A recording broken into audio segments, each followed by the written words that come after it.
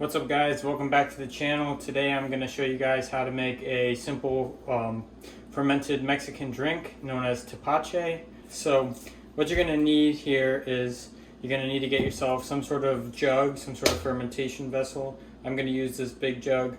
Not ideal because of its opening, but we're going to make it work anyways.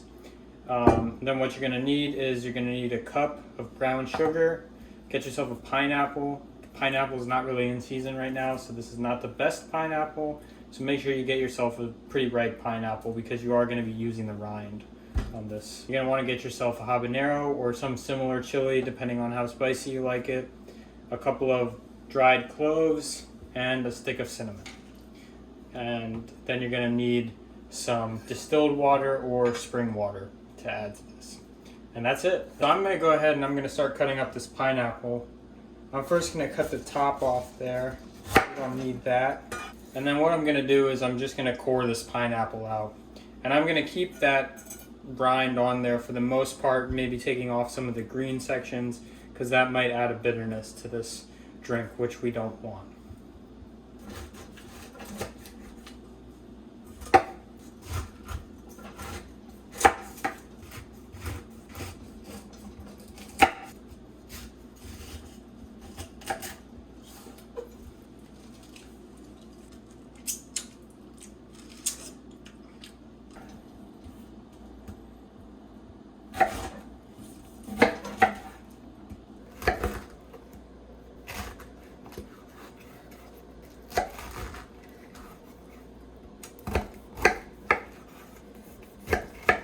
Now that I have everything cut into some manageable pieces here, I'm just going to go ahead and start putting those all in there. See, again, I would choose to use maybe a fermentation vessel that doesn't have such a small neck here. That'll make your life a lot easier.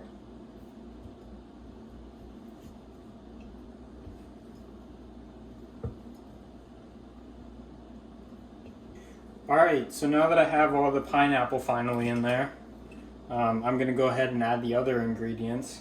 So I'm just going to take a habanero that I've taken the stem off of, and I'm just going to slice it maybe in quarters. Be careful with these.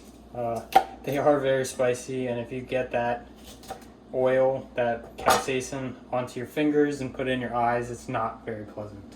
So then you're going to want to go ahead and add those dry ingredients as well. I have 2 cloves and a stick of cinnamon. So I'm just going to drop those right in there. Then we're going to want to add that brown sugar in there. So for mine here, I'm just going to grab this funnel and use this to help me put that sugar in there. So now I'm having a little bit of a difficult time getting that in there.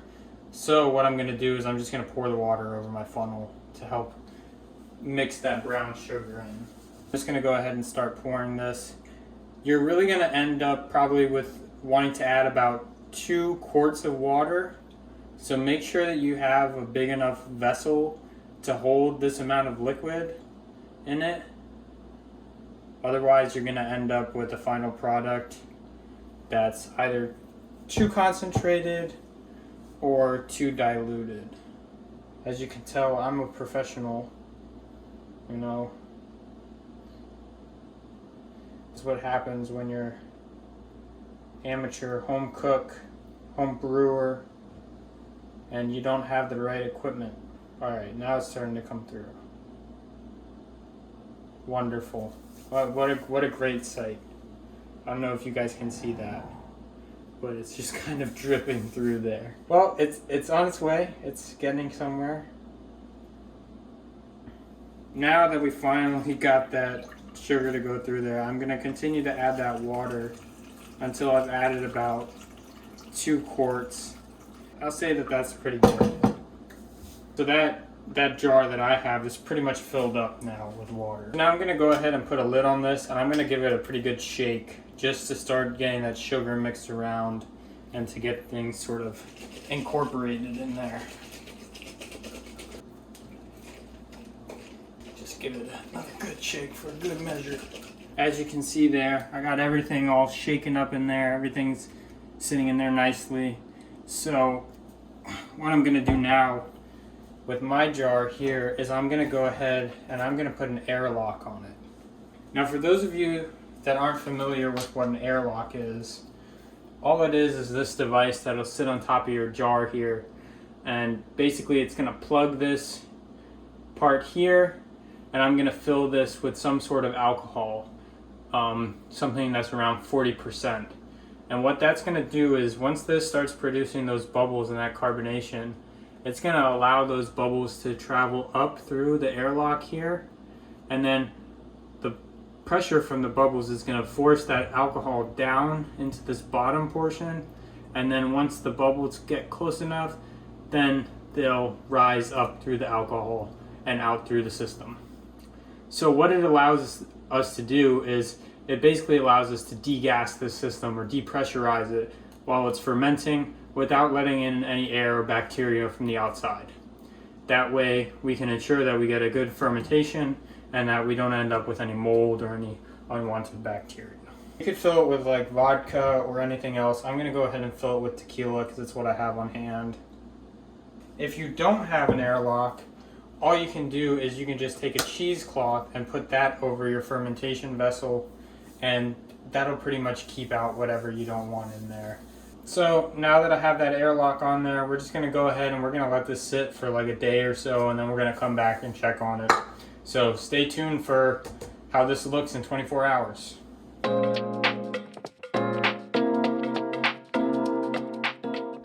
So I lied. It's been about 3 days now since we started this fermentation.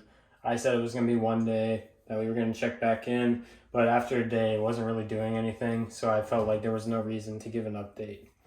But now it's been 3 days, and you might be able to see here, but this thing is really, really active. Our fermentation, you can see all those bubbles on the surface there, and if you look closely you can see all that carbonation rising. That's all that gas that our fermentation is producing, which means that we're having a really active fermentation here, which is awesome. I'm going to first take this off. So what I'm going to do is I'm going to go ahead and I'm going to strain it first into this jar here using just a mesh strainer with some lined with some cheesecloth, and I'm just going to kind of jerry rig this setup here, and I'm just going to start to pour this out. Now the reason I'm doing this is because there's actually going to be a lot of yeast that's formed at the bottom of this jar, and it's not going to hurt you to have in there, but most people get kind of squeamish at this idea of yeast or seeing stuff at the bottom of their drink. So this might help just to kind of keep some of that out.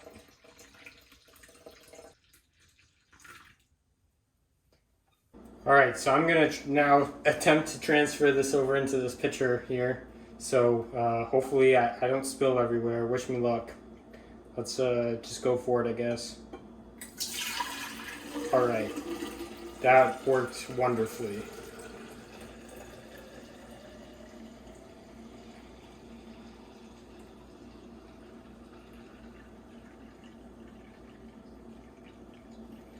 Just barely fitting in there. All right, perfect.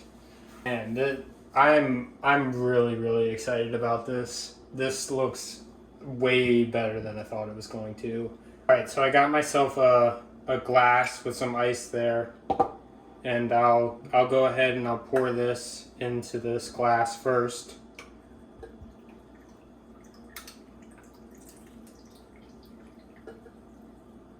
So now, the moment we've been waiting for. We're gonna taste this thing. So, I'll give it a sip here and see what I think. I will let you know, for those of you that don't know much about fermentation and this sort of home brewing, yes, this is an alcoholic drink. So, that being said, if you do make this at home, do not serve this to your kids that are underage.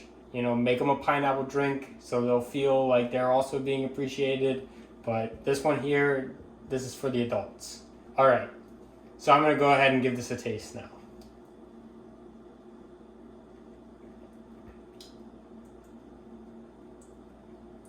Okay, it's has a very light pineapple flavor. I honestly was expecting more pineapple flavor, but it might just be the pineapple that I picked that wasn't, the most ripe pineapple. Um, that habanero is definitely coming through. So it is spicy. So if you don't like spicy, then don't put the habanero in yours. Yeah, it's like it's still sweet, and you can taste that pineapple, and then afterwards you get that nice punch or kick from that habanero. With all this that I have left over here, I'm just gonna go ahead and I'm gonna put the lid on this pitcher, and I'm just gonna store it in my fridge. So yeah, super easy fermentation and brewing that you can try at home. If you have no experience, then this is a great place to start. Super easy, affordable, and all the ingredients are something that you can get at the grocery store almost year round. So really you have no reason to not try this at home. So if you do end up giving it a try, and you make some adjustments to it or whatever you decide to do, if you follow the recipe that I did, let me know what you think. Leave a comment down below. Let me know what you thought about it. Let me know if you've made it before or if this is your first time fermenting. I would love to hear from you guys and what you have to say and what you think about this video.